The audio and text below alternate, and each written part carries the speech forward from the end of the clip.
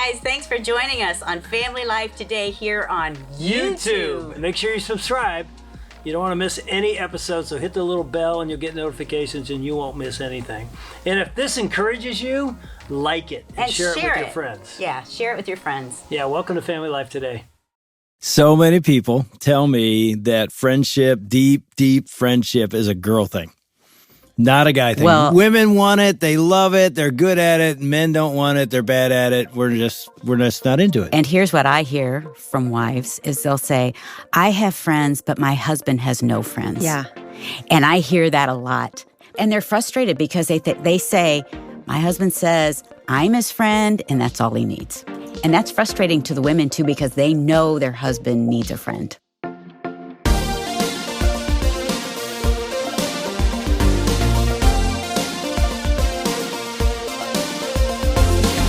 Welcome to Family Life Today, where we want to help you pursue the relationships that matter most. I'm Ann Wilson. And I'm Dave Wilson, and you can find us at FamilyLifeToday.com or on our Family Life app. This is Family Life Today.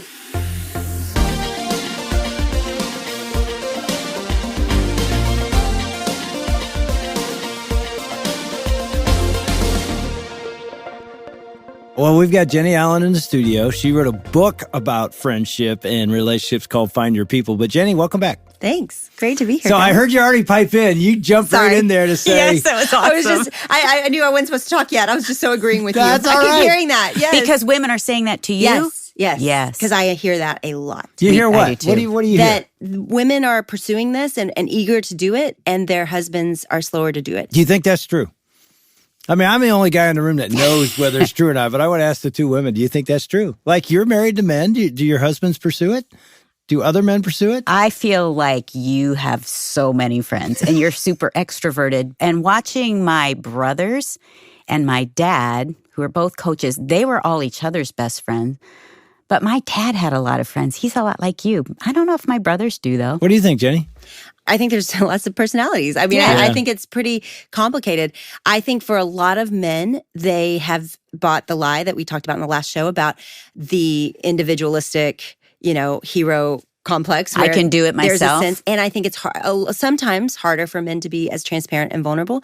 And so I do think probably men, their view of friendship and relationships looks a little bit different. For my husband, he loves to do things with men, right? Like he took one of his friends to Mavs game in Dallas recently, and they didn't talk a lot. And he came home and said, that was like, I had so much fun with Kirk. And then Kirk told his wife, I don't think Zach likes me very much. Like, we didn't talk very much, but Kirk, to Zach, it was like sitting there watching a game with someone and not having to talk made Kirk his best friend, right? Like that was how Zach felt. I am the same way. Okay, so this is the joke. I mean, it's just nuances. Wait, the joke among women, and I say this even at the Weekend to Remember Marriage conferences, Dave will go golfing for hours. And I'll say, oh man, you went with John. What's going on with his life? How's Betsy?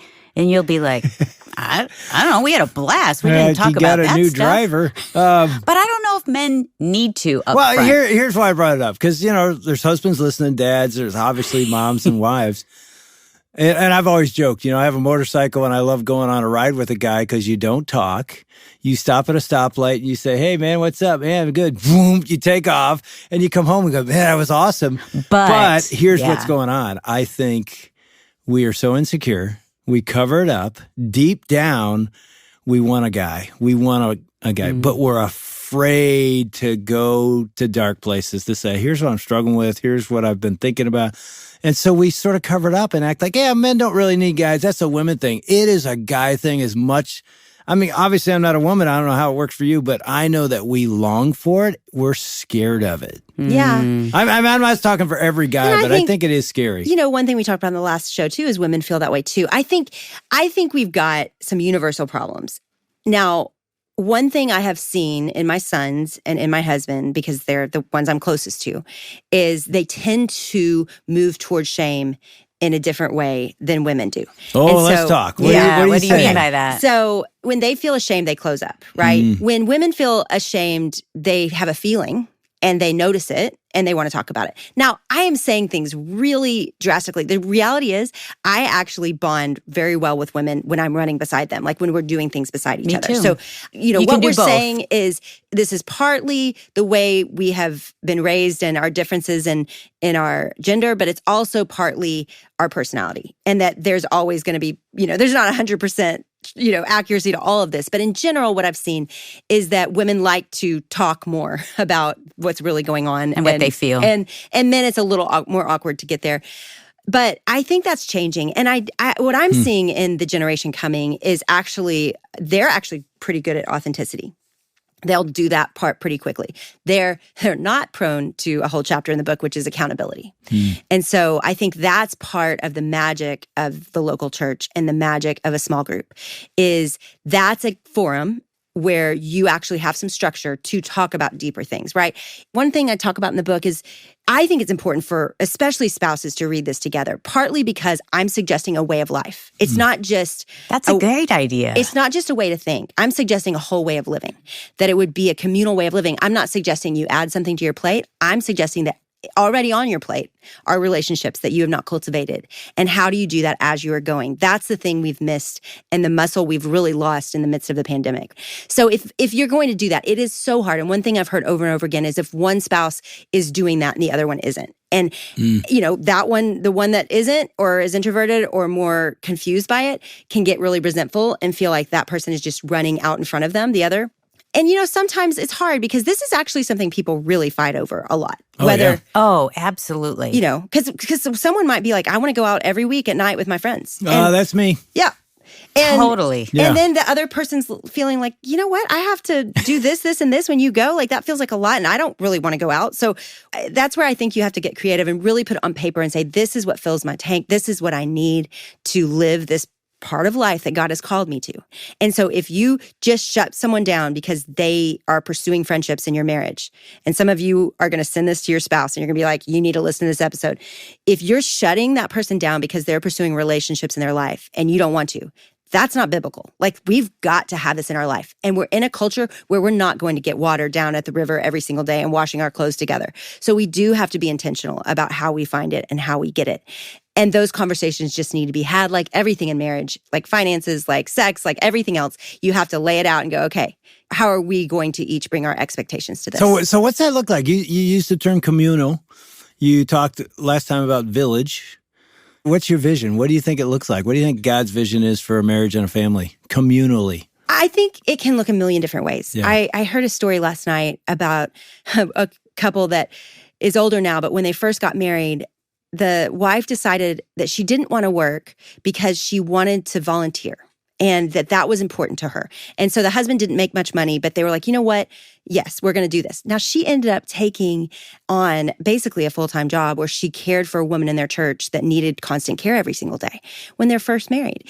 That was a choice they made of generous living, of just saying, you know what? We're going to be generous with what time we think we can be and with what convictions we can be. For me, it looks like, early on when our kids were young, having lots of people over. We would have meals at our house and we would invite 5 couples and their kids over, and our kids would help host. And, that was one way we did it. The thing is, it's endless. One thing that I've wanted to do forever is to have one Sunday a month where we just make so much food that anyone can bring anyone they want. And, it's simple, like chili or soup. And we just, my name for it was going to be Soup Kitchen Sunday. And like, you literally can bring anybody you want. I'm just going to make a bunch of cornbread and soup. And you can be creative with this, but it just means putting people in your life, noticing people in your life, and doing life not in an isolated way.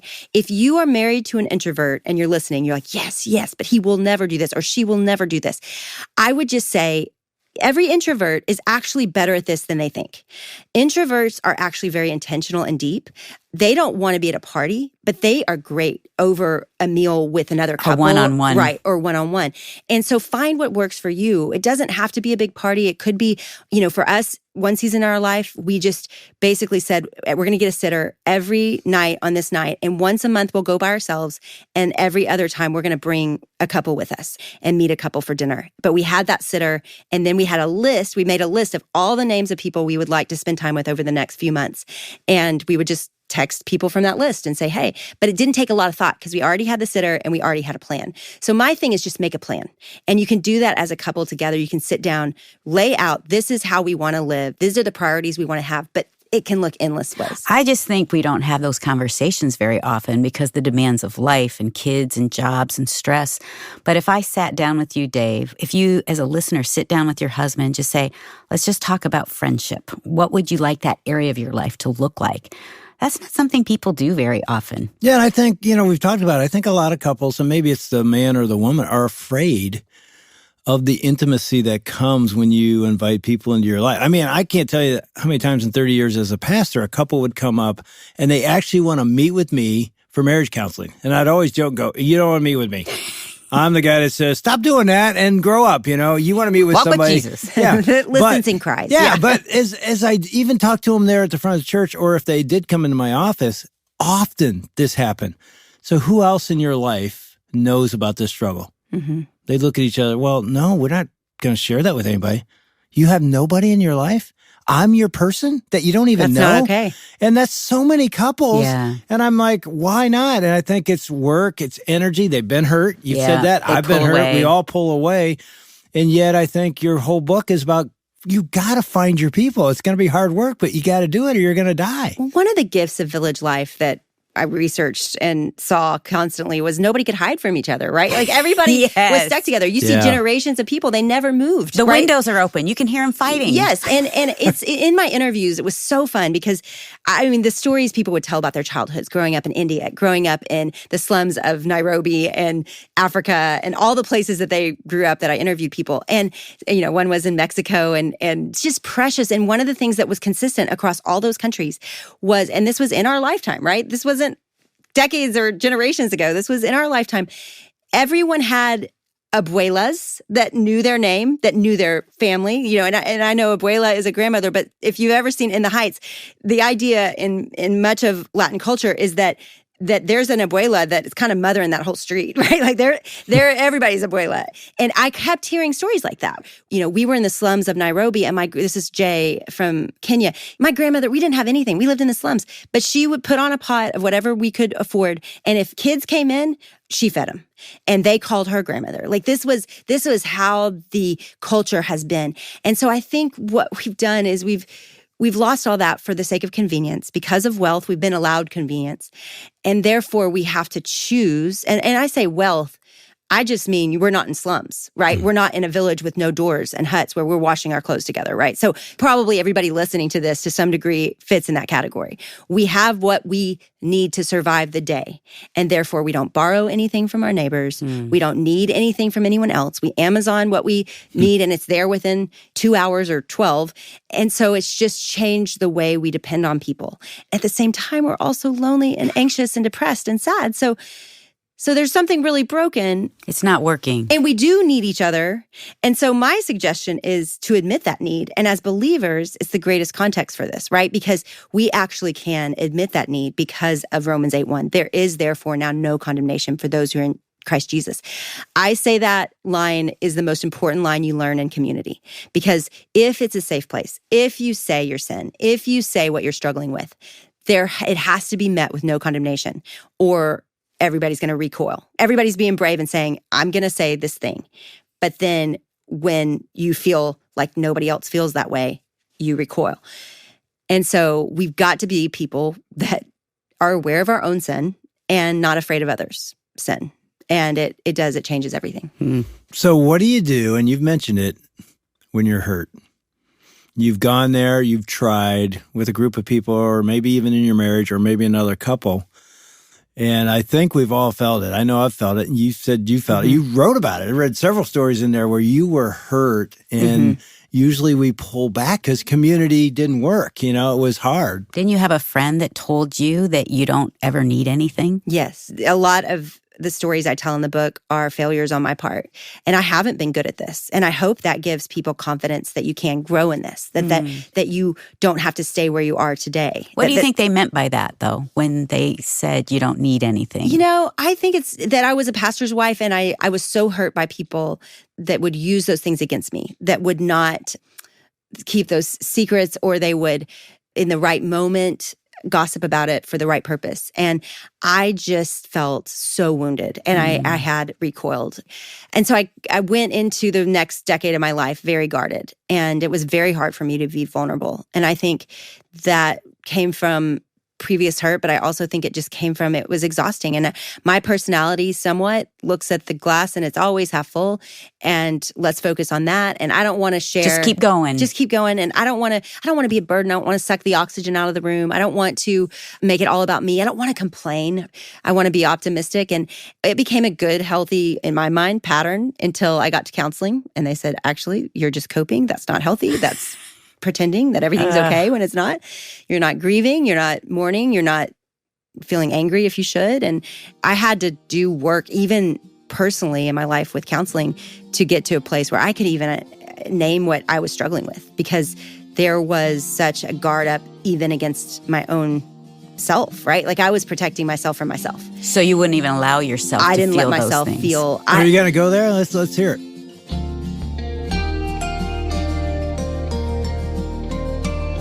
That's David Ann Wilson with Jennie Allen on Family Life Today. You'll want to hear her response and what she describes as genuine hell in a minute. But first, in such a connected world, life can feel isolating, right? Well, what do we do about that? Jennie Allen was on a mission to search for the same answer and wrote all her insights in a new book called Find Your People. And when you give today at Family Life, we'll send you a copy of Jennie's book as our thanks. Your gift helps others pursue the relationships that matter most. You can give online at FamilyLifeToday.com or by calling 800-358-6329. That's 1-800-F as in family, L as in life, and then the word today. All right, now back to Dave and Ann's conversation with Jennie Allen and a difficult time in her life when it was clear she needed her community.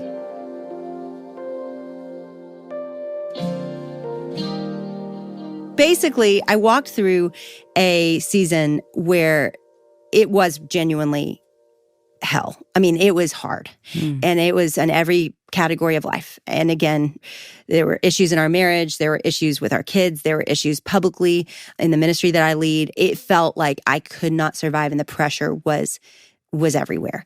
And so what my counselor said was, you had to be a Navy SEAL. Like to get through that season, and it was like 3 years. It wasn't just 3 months. Wasn't a month, right. Yeah. 3 years.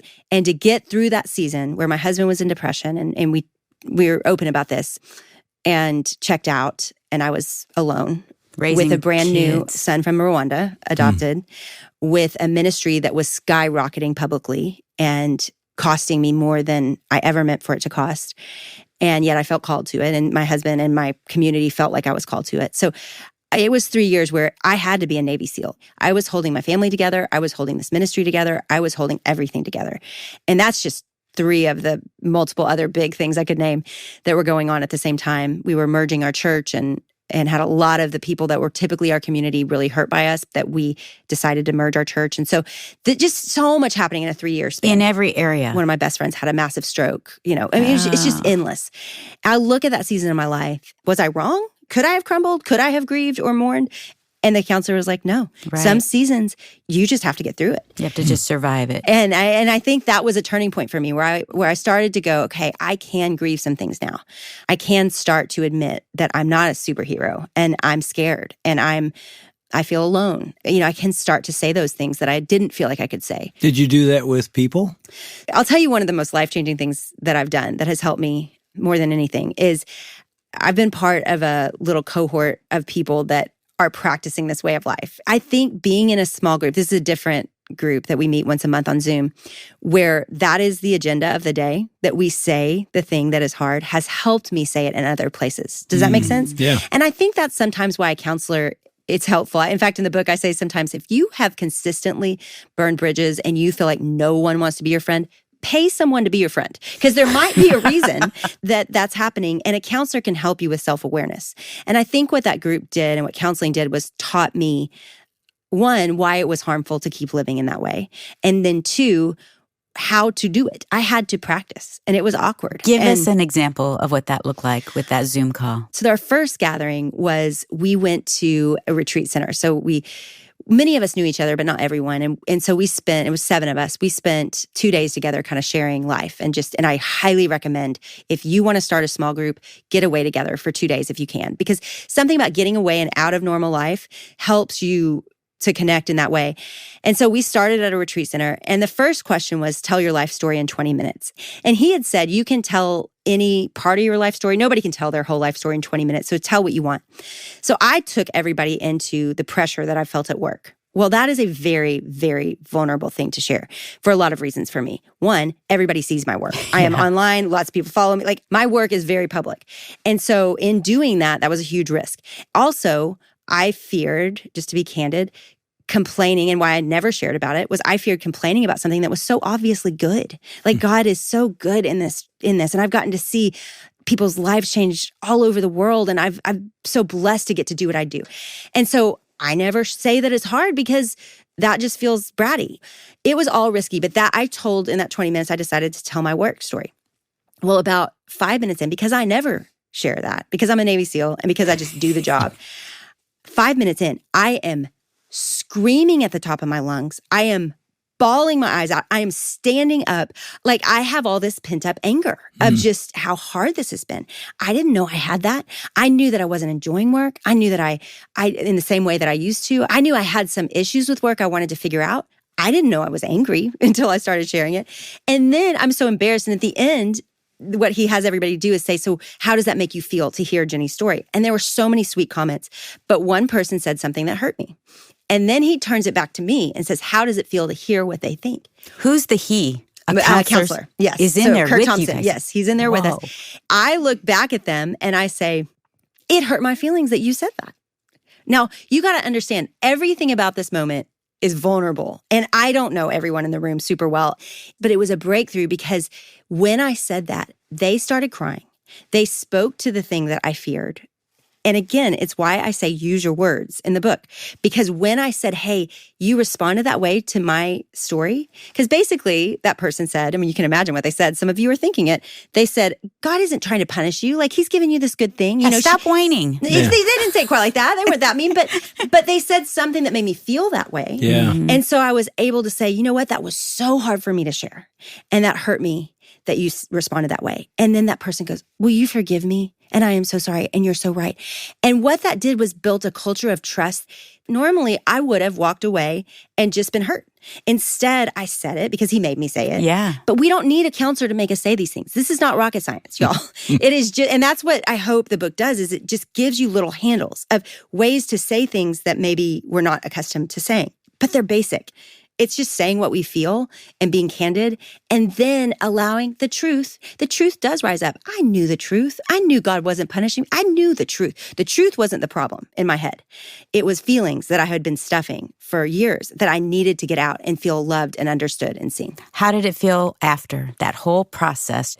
What did you feel like even in all the conversations that took place? I have a great story. So those people, those 7 people, have in the last year become some of my very dearest friends. Because largely in this group, I have worked through my feelings with work. I was speaking at a very large conference in January, and it was, 65,000 college students at Passion. And it was kind of the culmination of just pressure and things we had worked through and talked through. And I was in a different place at that point. And yet, I think I said to one of them, like, I wish y'all could be there. They all came. Oh. They all sat in my section. There's a video of them going nuts when I get up there, like just standing up, screaming their lungs out. What I got by being vulnerable is I got them. Like, I got this incredibly committed group of people that they're committed to me not because of what's right in my life. They're committed to me because of what is broken and I'm trusting God with, right? The reward is so big and the reward is so good if we do this. But it is brave and it is scary and it is messy. But there's something beautiful about they know you. Mm-hmm. They know the good. They know the ugly. They know what you struggle with. I think that's the perfect picture. And they're cheering for you. Yeah. And that's what we need. We need to find someone that sees us for who we really are, and they're continuing to cheer for us. My friend Kurt Thompson, I'll quote him again, and he's in the book a lot too. He says that the main thing we want to know is that someone's not going to leave the room. Yes. That we're all just looking for friends that don't leave the room. And I think that's what they did, was they stayed. They stayed in my mess. They stayed with my anger toward God even, which wasn't my prettiest moment. And we don't really all wasn't. share that, especially in ministry. Right. And where they weren't perfect, they apologized and they asked for forgiveness. And we felt safer because of that, right? I mean, I think after that, I was the second person to share. After that, everybody said, I feel so safe now that I know I can say, hey, that hurt me, or that didn't go well. And I think that's the sadness in relationships right now, is we're all kind of bumping up against each other. And when we get hurt, we just go find somebody else and we quit. And the reality is we're supposed to need each other and stay for a long time. I love your quote in the book, vulnerability is the soil for intimacy. And what waters intimacy is tears. And you've experienced Yes. Oh, I've experienced it. It's worth it. You've been listening to Dave and Ann Wilson with Jennie Allen on Family Life Today. Our listeners know that our mission at Family Life is to pursue the relationships that matter most. That means connecting with those around us and serving others with all our hearts. Right now, there are 2 ways you can join us to impact the community around you. The first is, if you feel led to start a small group, we want to offer you a discount on all leader materials with the code 25OFF. That's 25OFF. And second, you can partner with us financially to make an impact in families as they grow closer in the relationships that matter most. You can find out more about both of those opportunities at FamilyLifeToday.com. And tomorrow, Dave and Ann Wilson will continue their conversation with Jennie Allen about how friendships don't have to be hard. They can be as simple and routine as getting groceries. On behalf of Dave and Ann Wilson, I'm Shelby Abbott. We'll see you back next time for another edition of Family Life Today.